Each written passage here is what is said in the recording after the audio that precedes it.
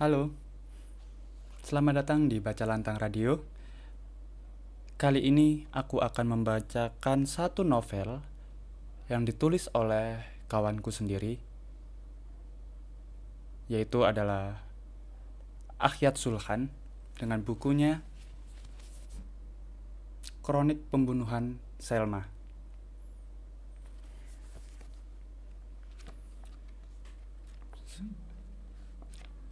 Untuk profil awalnya,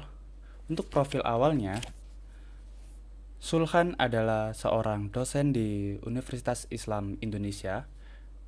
Dia menjadi dosen di prodi komunikasi dan ini adalah buku pertamanya yang ditulis pada beberapa bulan yang lalu dan terbit di Bahasa Basi. Dan mari kita baca.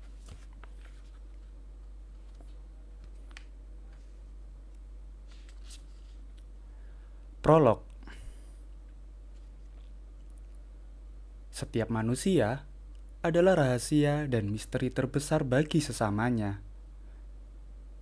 Kata-kata itu saya kutip dari novel A Tale of Two Cities karya Charles Dickens yang pertama kali saya baca saat masih remaja dan sering kesulitan mengungkapkannya, atau mungkin lebih tepat disebut membahasakan.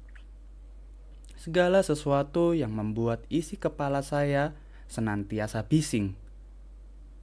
Seperti kutipan pengarang lain yang saya sukai, kata-kata Dickens waktu itu boleh dibilang telah membantu saya untuk membahasakan secara lebih indah, sekaligus ringkas. Salah satu perenungan saya mengenai kondisi manusia, bahwa jauh di dalam jiwa kita ada semacam wilayah kumuh, tempat berbagai hasrat gelap tersembunyi, dan bahwa kita kerap kali terobsesi untuk saling menyingkap hasrat-hasrat gelap itu dalam diri satu sama lain. Demikian, penulis naskah ini pada mulanya juga terobsesi ingin menguak rahasia getir di balik seseorang lelaki bernama Rendra, yang ia jadikan sebagai inspirasi untuk karakter novelnya dan kemudian mati bunuh diri di embung belakang kampus kami, hanya berselang 3 bulan setelah mereka berkenalan.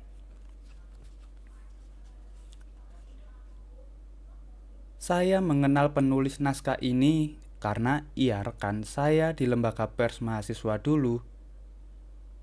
Kami barangkali tidak bisa dibilang dekat, tetapi kami saling menaruh hormat sebagai sesama penulis muda yang masih naif dan gampang terpikat narasi-narasi murung dalam berbagai cerita fiksi.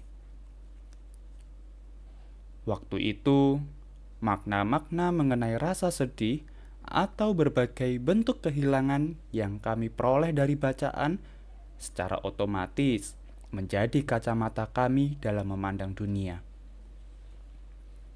Sampai-sampai kami kerap merasa hanya melalui penderitaan dan kesedihan sajalah kami akan mampu merasakan indahnya hidup. Selain punya kesamaan dalam selera bacaan, kami juga kerap berbagai pendapat serta kritik mengenai karya tulis masing-masing.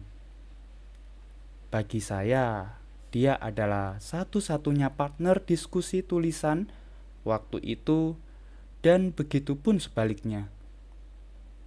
Maka tidak heran kalau kemudian ia menjadikan saya sebagai satu-satunya tempat untuk membahas berbagai temuan selama ia menyelidiki kematian lelaki yang bernama Rendra itu. Ia bahkan membuat narasi novel-novel terkesan seperti cerita panjang yang ditujukan kepada saya. Meskipun ia sendiri baru mengirimkannya kepada saya saat betul-betul sudah rampung. Terus terang, saya merasa dibebani tanggung jawab yang berat, karena si penulis telah memutuskan bunuh diri dan membiarkan nasib naskahnya itu berada di tangan saya, dan saya pada mulanya tidak yakin apakah bisa menerbitkannya atau ia hanya akan membusuk begitu saja di dalam laptop. Pada saat pertama kali membaca naskah ini, saya tidak bisa memahami apa yang saya rasakan.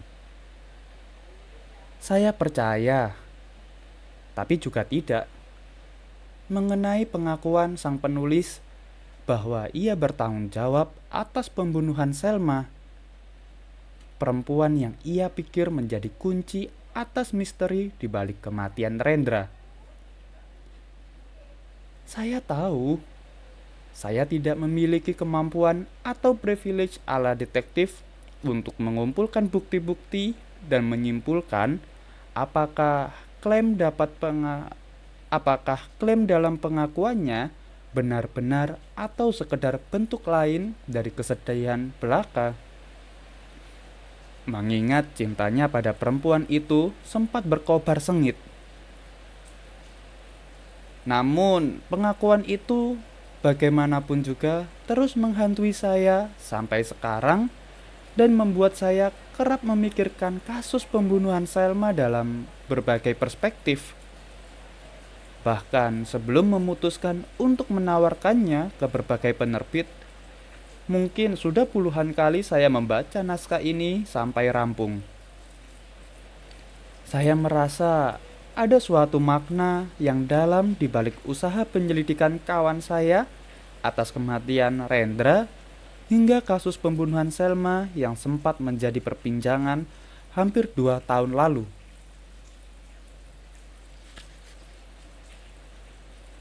Setiap tengah malam, ketika segalanya menjadi gelap dan dunia terjatuh dalam keheningan, saya bahkan sering membayangkan bahwa saya adalah lelaki yang menulis naskah ini. Tapi entah mengapa, saya tidak pernah puas dengan hasil pembacaan saya.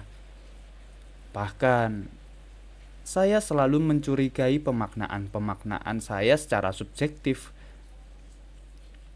Dengan cara seperti itu, kegiatan membaca naskah ini pada akhirnya membuat saya rajin menziarahi tempat-tempat gelap dalam diri saya, bahkan yang paling kelam sekalipun.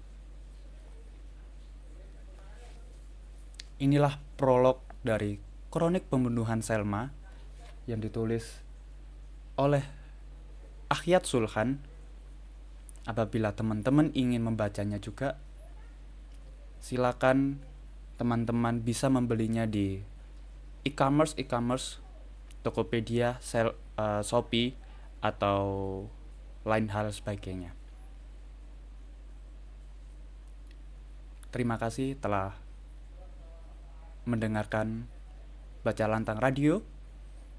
Dan untuk bab 1 dan selanjutnya akan kami publish secepat mungkin. Terima kasih.